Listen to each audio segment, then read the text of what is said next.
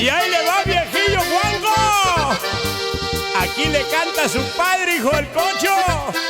Y aguante el chorizo, viejillo hediondo. Y aquí el que canta es tu padre, güey.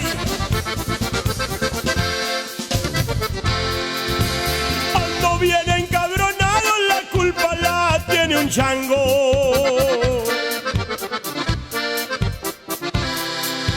Tiene mucho parecido con los que traigo colgando. Anda hablando babosadas y eso no me